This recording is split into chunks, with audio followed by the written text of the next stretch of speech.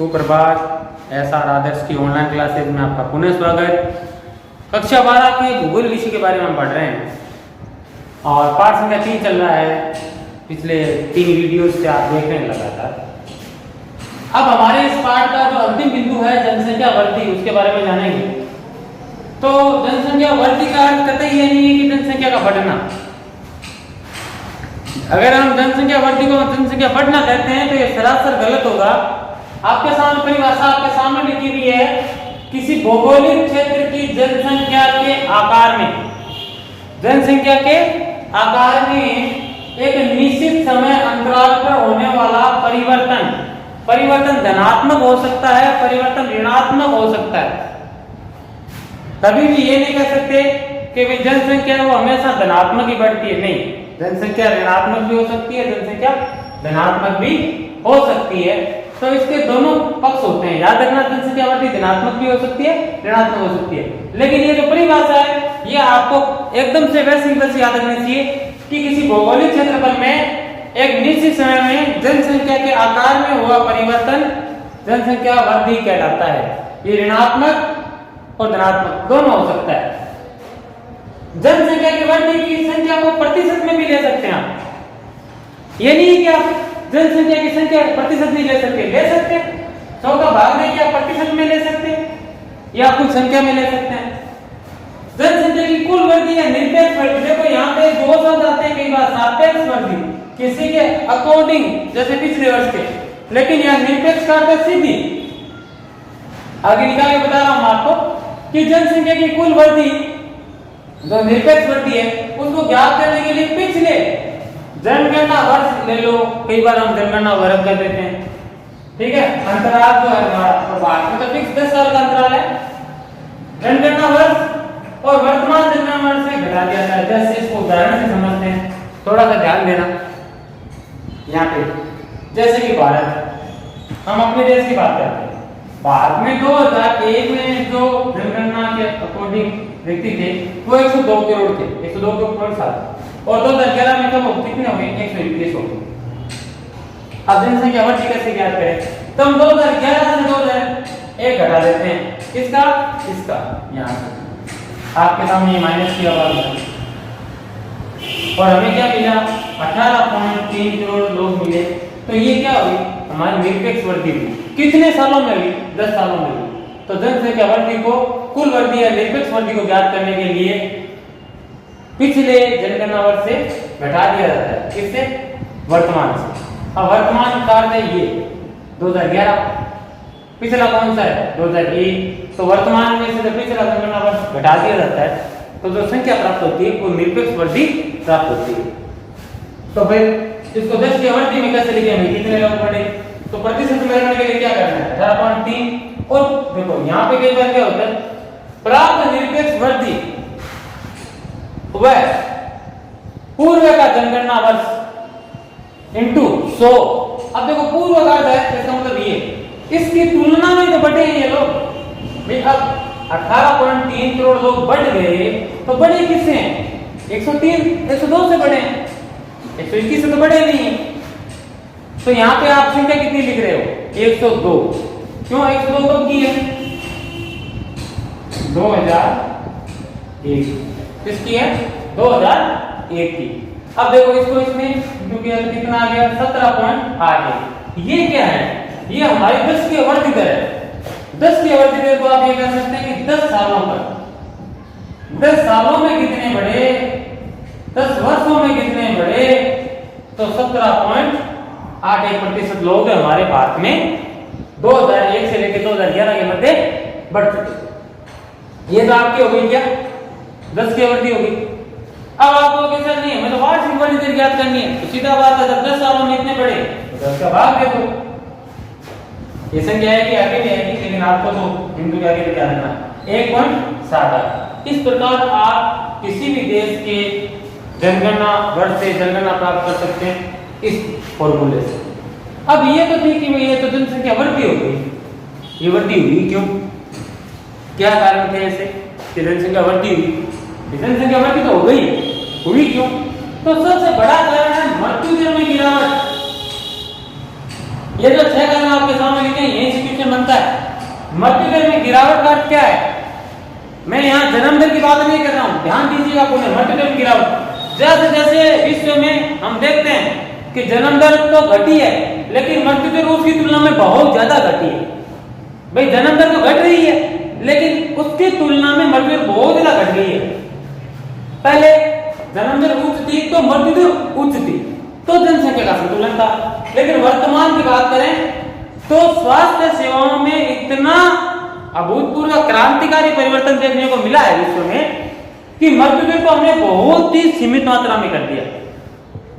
बहुत सारी संक्रामक रोगों पर हमने क्या किया, टीके वैक्सीन वगैरह जितने भी थी बीमारियों पर इलाज वगैरह हमने खोज लिया और इसमें बड़ी गिरावट हम लेके आ गए। इसी का कारण है कि भारत में आज क्या देखते हैं कि मृत्यु दर में गिरावट की वजह से जन्म दर तो कम हो गई भारत की, लेकिन मृत्यु दर में उसकी तुलना में बहुत ज्यादा गिरावट देखने को मिली। और उसी का कारण क्या रहा कि ये हमें जनसंख्या की बढ़ती देखने को मिली। दूसरा है खाद्य पदार्थों की निश्चित आपूर्ति। हरित क्रांति का आपने नाम सुना होगा, छोटी कक्षाओं में पढ़ा भी होगा। जैसे जैसे मानव ने अपना विकास किया तो खाद्य पदार्थों की निश्चित आपूर्ति, उसकी आपूर्ति आज भारत के पास अगले 10 से 15 सालों का खाद्य आपूर्ति का एफसीआई के पास बढ़ा है। ये कारण क्या है? हम निश्चित है कि हम भोजन से भूखे नहीं मर सकते। भारत में भी लॉकडाउन लगा, सबको अनाज की पूर्ति हुई। इसका अर्थ क्या है कि भाई खाद्य पदार्थों की निश्चित आपूर्ति होगी। पहले ऐसा नहीं था, पहले ऐसे नहीं था, तो उसका भी कारण था ये निश्चितता आना भी एक बड़ा इसका फैक्ट है। औद्योगिक विकास, जैसे जैसे औद्योगिक विकास होता है जनसंख्या में बढ़ती है, क्योंकि डिमांड बढ़ती है तो लोगों के पास ऑप्शन आते हैं, तो वो भी जनसंख्या बढ़ने का कारण होता है। अब वैज्ञानिक और प्राविधिकी, अब ये वैज्ञानिक तो आपको पता है, प्राविधिकी शब्द आपके लिए हिंदी का है क्योंकि आप इंग्लिश का शब्द यूज करते हैं टेक्नोलॉजी, हिंदी यूज नहीं करते। तो टेक्नोलॉजी ने अपने साथ प्रगति की और उससे लोगों के पास लोगों की दूरियां मिटा दी। लोगों की दूरियां आज समाप्त हो चुकी हैं, पूरा संसार आपके हाथ में रहता है 1 मिनट के लिए। और ये एक बड़ा फैक्ट है। इससे क्या होता है कि आप नई नई स्कोप के साथ इसे आगे बढ़ते रहते हैं। शांति और सुरक्षा, पहले अराजकता थी, कबीला वर्ग था, तो आप क्या देखते हैं कि जो शांति और सुरक्षा का जो महत्वपूर्ण पॉइंट है वो आज आदमी अपने आप को सुरक्षित फील कर रहा है। और सुरक्षित फील कर रहा है, यही कारण है कि सुरक्षा से भी जन्म बढ़ती देर हुई है। क्योंकि पहले लोग थे अशांति में, द्वंद्व था, रात में उथल पुथल थी और प्रवास। अब आप बताओ प्रवास से जनसंख्या बढ़ी है तो इसका सीधा उदाहरण है यूरोप महाद्वीप। यूरोप महाद्वीप किसी समय अपने चरम पर था, अपने एक चरम पे था और उस चरम से फिर एक नए महाद्वीप, नई दुनिया की खोज की जिसे हम अमेरिका बोलते हैं। अगर आज ऑस्ट्रेलिया और अमेरिका बने तो किससे बने? यूरोप महाद्वीप से बने। तो उनसे जनसंख्या बढ़ती, यहाँ से होती है। अब हम इसके बारे में आगे इसकी समस्या और समाधान देखते हैं। अब हम देखते हैं जनसंख्या वृद्धि की जो समस्याएं हैं उसमें हमें क्या क्या सामना देखने पड़ेगा कि अत्यंत जो वृद्धि हो रही है, तीव्र वृद्धि, क्योंकि एक के बाद दो, ये वृद्धि का थोड़ा सा प्रभाव अलग है। 1 से 2 होते हैं, फिर 2 से 4 होते हैं, अब 4 के बाद 3, 5, 6 नहीं होगा, 4 का 8 होगा, 8 का फिर 9, 10, 11 बार नहीं होगा, 16 होगा, 16 का फिर हम देखेंगे 20 हो जाएगा, 22 नहीं, 16 का 32 होगा। तो ये जो वृद्धि है ये अत्यंत तीव्र होती है। तो जनसंख्या एक बार बढ़ चुकी है, 714 हो चुकी है, अब आगे हमें देख लो क्या मिल रहा है, ये वृद्धि एकाएक बढ़ती जा रही है और ये भयानक रूप ले रही है अपना। जैसे कि 2040 तक अनुमान है कि विश्व की जनसंख्या 14 करोड़ हो जाएगी। क्या उसकी तुलना में संसाधन बढ़ेंगे? क्या पानी बढ़ेगा? क्या शुद्ध वायु बढ़ेगी? नहीं, कतई नहीं बढ़ सकती। क्या जमीन के अंदर जो लोहा संचित है वो बढ़ जाएगा? नहीं, कभी नहीं बढ़ सकता। इसलिए संसाधन क्या है हमारे सीमित है और जनसंख्या क्या है? बढ़ रही है। ये बड़ा एक सोचनीय और चिंता का विषय है। वितरण सेकंड जितना जनसंख्या उतना वो एक ही जगह है, चाहे वो चीन हो, भारत हो, है वहां पे बहुत ज्यादा, जहां नहीं है वहां नहीं है। बिना बसे भूभागों में निराशा, वहां तो कोई है ही नहीं। जो बिना बसे भूभाग है वहां तो क्या है? पहले से घोर निराशा है। प्राकृतिक और मानवीय प्रतिबंध है। प्रकृति है कि इस उदल पुदल में आप देख रहे हैं बार बार भूकंप का आना, बाढ़ का आना, ये क्या है? ये प्रतिबंध लगाने का प्रयास कर रही है और मानव है इसमें बढ़ते हुए बढ़ोतरी कर रहा है। इसकी समाधान क्या है? ये तो हमारी समस्या आपके सामने रखती हुई इतनी बड़ी समस्या आ गई है, इसका कोई समाधान भी होना चाहिए। तो समस्या का समाधान ये है कि भौगोलिक संसाधनों का अनुकूलतम प्रयोग करें। जितने भी संसाधन है उनका अनुकूलतम प्रयोग करें, अधिक से अधिक प्रयोग करें। लेकिन अधिकतम प्रयोग का अर्थ ये नहीं होता कि आप व्यर्थ के प्रयोग करें। अनुकूलतम यानी आपकी आवश्यकता पूर्ति होती है, वैकल्पिक स्थान से तो वो वहां तक कर लें। औद्योगिकरण है, परिवहन है, संचार के साधन है, खनिज उद्योग है, निर्माण उद्योग है कि अधिकतम उत्पादन में नियंत्रण होना चाहिए। ये नहीं कि लाभ कमाने के लिए आप अधिकतम उत्पादन कर लोगे, अधिकतम उत्पादन तो कर लोगे लेकिन आप संसाधनों का क्या वितरण भी कर दोगे। इसलिए आपको अधिकतम उत्पादन नहीं करना है, अनुकूलतम उत्पादन करना है, जिससे कि वहां की जनसंख्या या वहां के लोगों का भरण पोषण हो सके। ये नहीं कि आप लाभ के उद्देश्य से अधिकतम उत्पादन करो। इस पर कंट्रोल होना बहुत जरूरी है, नियंत्रण होना बहुत ही जरूरी है। शिक्षा का प्रसार और विज्ञान और तकनीकी प्रशिक्षण, जब तक आदमी शिक्षित नहीं होगा तब तक वो इस बारे में इस गंभीर विषय में समझ नहीं पाएगा कि है क्या, भर्ती हो क्या रही है, आगे किस प्रकार की हमें जैसे जलयुद्ध वगैरह हमें देखने पड़ेंगे। कब समझेगा? जब शिक्षा को समझेगा। शिक्षा का प्रसार करना है, इसलिए शिक्षित होना बहुत जरूरी है। विज्ञान और तकनीकी भी आनी चाहिए। तकनीक आएगा तो उसे वो उसका विकल्प खोजने के लिए, शिक्षा और तकनीक होगी तो उसका हम विकल्प ले लेंगे। तथ्य का भी नामीकरण होना बहुत जरूरी है। सागरीय संसाधनों, सागर अथवा सागर है, इनके संसाधनों का प्रयोग भी हम अपने भविष्य उद्देश्य है उसमें हम कर लेंगे। जैसे मान लो भारत है, तो किस प्रकार के सागर का एक तक ले रखा है चारों में से, तो इसमें कितने संसाधन होंगे इसका हमें अभी तक पूरा ज्ञान नहीं है।